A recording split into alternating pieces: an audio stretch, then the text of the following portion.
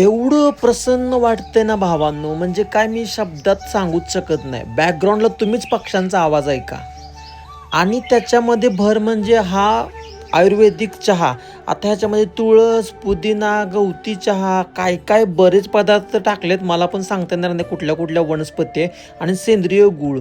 एवढं सगळं खाऊन, चहा पिऊन मला आणखीन जी मस्त तरतरी आली ना आणि मी निघालो एका मंदिरामध्ये आणि तुम्ही मंदिर स्वतः बघा, की कसं मंदिर आहे. ते जुन्या काळातलं एकदम कितीतरी वर्षांपूर्वीचं मंदिर आहे आणि शेजारचा परिसर भावांनो एवढा जबरदस्त आणि भारी आणि संपूर्ण निसर्गाच्या सानिध्यात होता.